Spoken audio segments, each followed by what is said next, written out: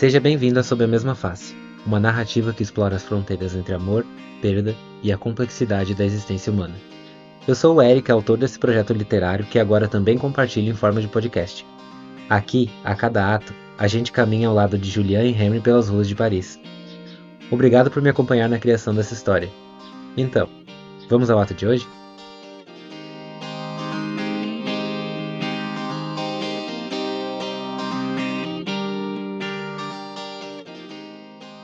Toda história precisa de um ponto de partida. Em Sob a Mesma Face, ele acontece em meio ao silêncio e às sombras de Paris. Julian vive em uma cidade que sonhou ser um refúgio, mas que se tornou um labirinto de rotina, solidão e pequenas fugas noturnas.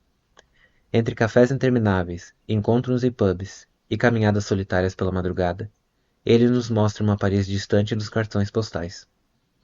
Este primeiro ato é o convite para entrar nesse mundo, um olhar inicial para quem é Julian, para as inquietações que o movem e para os espaços onde ele busca algo que ainda não sabe nomear.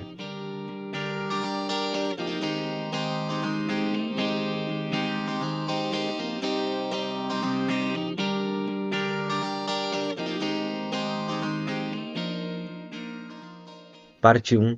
Sombras na Cidade Luz. Ato 1. Talvez eu tenha vindo a Paris querendo me encontrar, mas acabei num lugar perfeito para me perder. Uma mesa, uma caneta. Uma pilha de contratos que parece se multiplicar. Paris está lá fora, emoldurada pelas janelas do escritório. Tão próxima, tão irremediavelmente distante.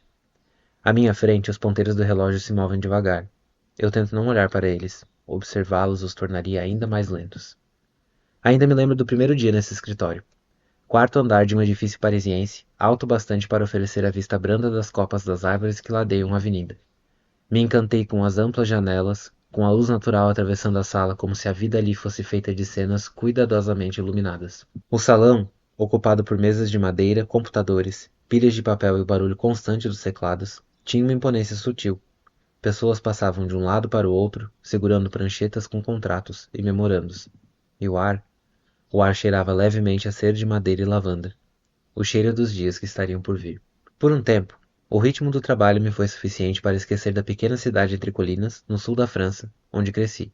Lá, os dias eram como reler o mesmo livro pela 100ª vez, buscando pequenas novidades entre as páginas gastas de uma história que jamais mudaria. Eu temia me perder por aquelas páginas e esquecer que, além delas, existia um mundo de novas histórias. E nas noites insones da minha juventude, comecei a imaginar Paris como um refúgio perfeito para reescrever a minha.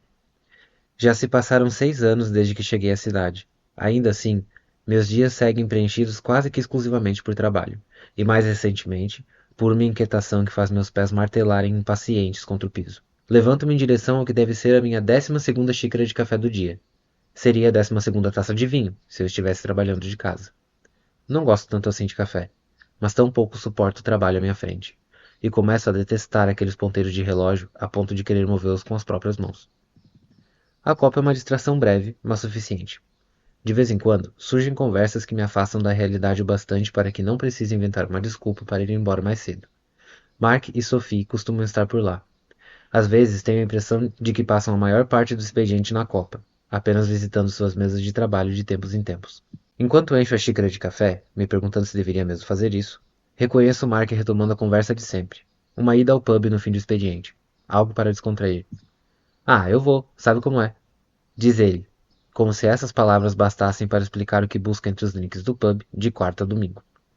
Sophie apenas dá de ombros. Não é de muitas palavras, mas suas intenções são tão transparentes quanto as lentes dos óculos pontiagudos que usa. Ainda assim, acaba sempre no pub com Mark, o que me intriga. São tão diferentes que vê-los compartilhar a mesma mesa parece, à primeira vista, o início de uma anedota. Você vai, não é mesmo, Julian? Sophie, com aquela maneira peculiar de se comunicar. Sempre uma afirmação disfarçada de pergunta, como se pudesse prever as decisões das pessoas antes mesmo que elas as tomem. Não tenho conseguido retornar para o meu apartamento depois do trabalho. É como se cruzar a porta de casa confirmasse que o dia terminou sem realmente ter acontecido.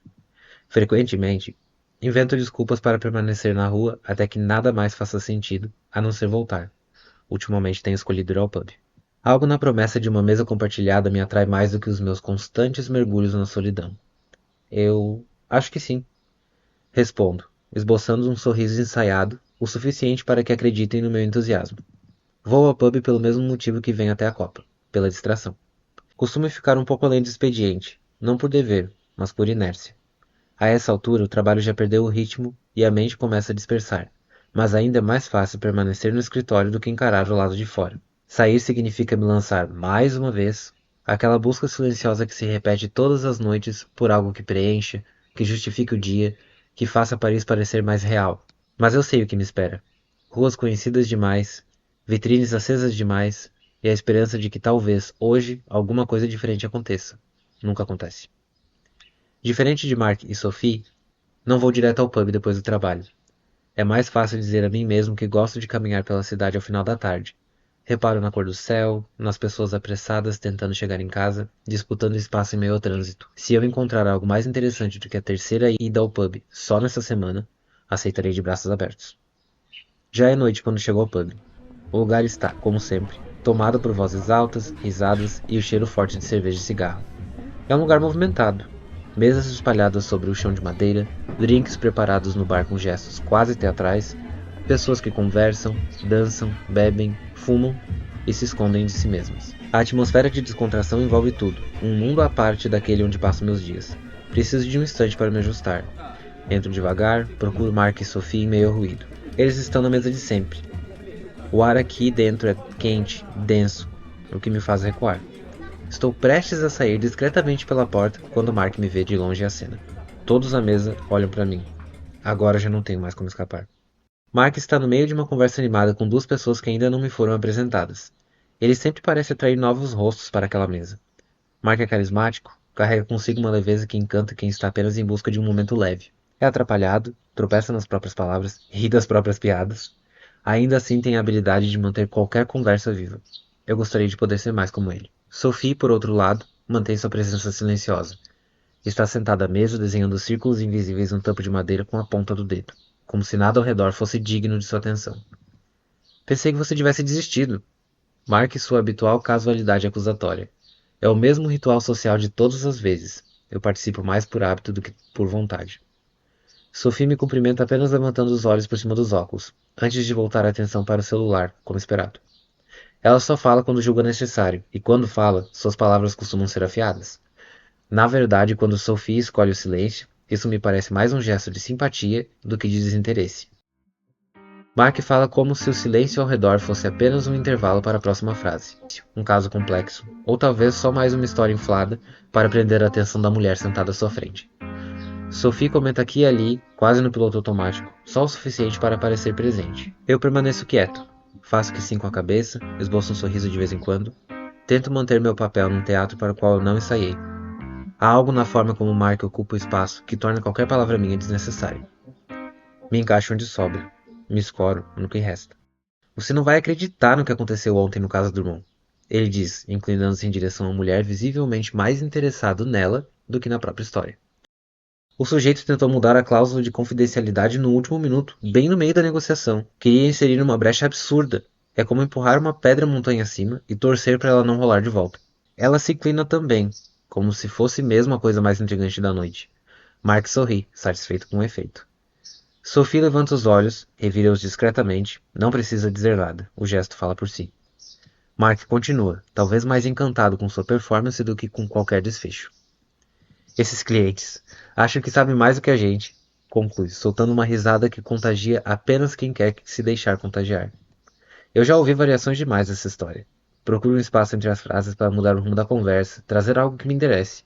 Algo que por um instante me faça sentir menos estranho ali.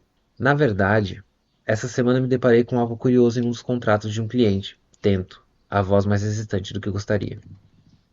Mark segue como se não tivesse dito nada, como se o cenário fosse todo dele, e talvez seja mesmo. Estou prestes a sair da mesa quando percebo a paciência de Sophie chegar no limite. Mark, não sei como você consegue ser tão flexível com os clientes. Eles mudam tudo no último segundo e você ainda dá risada.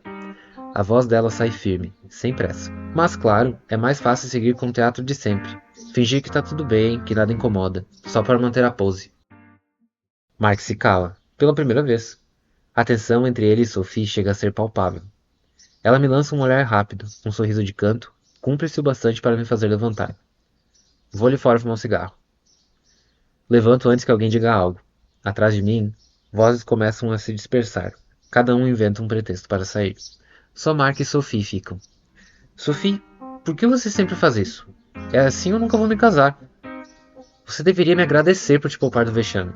As vozes deles se apagam quando a porta se fecha atrás de mim. Fico alguns minutos ali, em frente ao pub, com um cigarro aceso entre os dedos. Ainda não estou pronto para encarar o caminho de volta para casa. Observo as pessoas do lado de fora. Acabo convencido de que tudo ali parece mais real do que lá dentro. Parte de mim queria voltar, ao menos para me despedir, seguir o protocolo social. Mas eu sabia que Mark tentaria me manter por perto, me fazer tomar o seu lado contra Sophie. E acredito que os dois se beneficiariam de um tempo sozinhos. A noite está mais fria do que o esperado para o final do verão. Não dá para permanecer parado ali. Termino o cigarro, enfio as mãos nos bolsos do casaco e começo a andar sem rumo pelas ruas. A cidade, a essa hora, parece completamente diferente. A luz amarelada dos postes projeta sombras longas sobre a calçada, e o som abafado dos carros ao longe se mistura ao eco dos meus próprios passos. Tento me deixar envolver por esse ritmo noturno. É como se Paris tivesse seu próprio coração pulsando na madrugada. Luzes de faróis riscam a escuridão em intervalos regulares, pessoas cruzam as ruas apressadas, sem se olhar. Às vezes me pergunto no que elas pensam, ou qual seria a urgência que as impele a caminhar tão rápido. Perguntas que mantêm minha mente ocupada durante as minhas caminhadas noturnas. Gosto de imaginar o que há por trás de passos que, ao contrário dos meus, parecem saber para onde vão. Acabo voltando às margens do Sena, onde o vento parece ainda mais frio. Me encosto no parapeito, observando as pequenas ondas formadas pela correnteza. A serenidade do rio, zombando da minha inquietação. Não sei ao certo o que continuo procurando durante essas noites. Sigo andando por mais alguns quarteirões até me contentar com uma pequena praça vazia. O silêncio aqui é mais profundo, rompido apenas pelo som ocasional das folhas secas arrastadas pelo vento. Me sento sobre o encosto de um dos bancos de madeira, os pés apoiados no assento, o corpo curvado, os cotovelos nos joelhos. Acender mais um cigarro parece suficiente para justificar minha presença aqui. Trago devagar, enquanto passo os olhos pela praça deserta.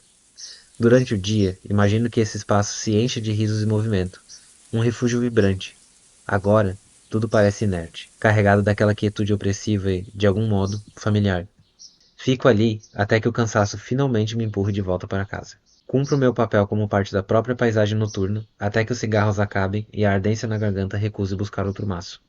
Já é tarde demais para encontrar o que quer que fosse que eu estivesse procurando. Quando chego em frente ao prédio, hesito antes de abrir a porta. Ao entrar, o silêncio do hall me envolve de imediato, uma prévia do que me aguarda escada acima. Dentro do apartamento, deixo o casaco cair sobre o sofá e paro no meio da sala, desejando não ter voltado. Por fim, vou até o terraço. Observar Paris de lá à noite se tornou um dos meus hábitos mais frequentes, um último ato de esperança antes de ir para a cama. Enquanto eu reparo na avenida lá embaixo, gosto de pensar que há sempre algo acontecendo em algum canto, alguma história que não é a minha. Pareço estar vivendo uma sequência interminável de noites iguais a esta. Encontrei meu apartamento poucos dias antes de me mudar para Paris. Eu buscava um lugar que fosse só meu, onde pudesse sentir pela primeira vez a liberdade de recomeçar. Quando visitei o imóvel no canal Saint-Martin, com sua simplicidade encantadora, soube na hora que era o lugar certo. Naquela época sentia uma animação quase infantil só de pensar no que viria pela frente. Cada detalhe parecia uma promessa, e eu acreditei com uma convicção ingênua que finalmente estava no começo da vida com a qual tanto sonhei. Agora olho ao redor e percebo que esse lugar se tornou um reflexo da minha vida em Paris. Belo, funcional, mas que de alguma forma não preenche tudo o que eu esperava. Meu apartamento é pequeno, mas aconchegante. O espaço tem poucas paredes, permitindo que os cômodos se conectem naturalmente. Gosto da forma como a luz natural invade tudo. O terraço é amplo, se destacando como o verdadeiro coração da casa. Quando cheguei, imaginei aquele terraço repleto de pessoas queridas. Amigos, colegas, confidentes. Sonhava em preenchê-lo com conversas animadas, risos fáceis e o brilho compartilhado de uma vida promissora. Mas por enquanto sou só eu. Acabou virando meu ponto de fuga quando não consigo encarar o silêncio da sala. Venho até aqui para respirar, para olhar Paris de fora, como quem observa um mundo onde ainda não encontrei lugar. Passo a maior parte do tempo aqui, sentado em uma cadeira de madeira, com uma xícara de café ou uma taça de vinho entre as mãos. Não estou totalmente sozinho. Chester, meu fiel companheiro, está sempre por perto, marcando silenciosamente sua presença felina. Adotar Chester foi um dos meus primeiros atos de independência. Poucos dias depois de chegar a Paris, visitei um abrigo e assim que vi o olhar astuto e o ar altivo daquele gato laranja com branco, soube que ele viria para casa comigo. Foi um pequeno triunfo pessoal. Cresci em um lugar onde animais de estimação jamais foram permitidos. Levar Chester para casa foi como reivindicar um espaço que até então eu nunca havia tido. Chester tem uma personalidade difícil de ignorar.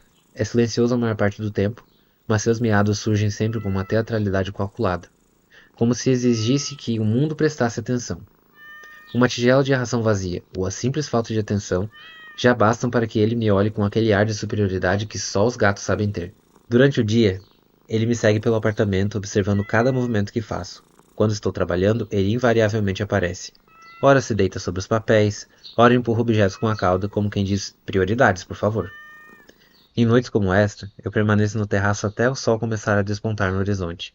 Chester me faz companhia, aninhado sobre o meu colo com a naturalidade de quem sabe que é necessário. O calor do seu corpo, o som distante da cidade acordando e a luz suave do amanhecer criam um breve instante onde tudo parece, finalmente, fazer algum sentido.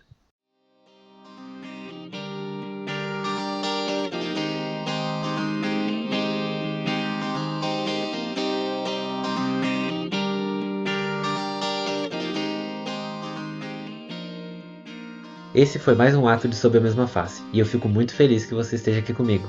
Esse projeto é independente, feito com bastante carinho, e cada pessoa que acompanha me motiva a continuar. Se quiser ouvir os próximos atos, é só se inscrever no Substack e nas redes sociais. Nos vemos no próximo ato.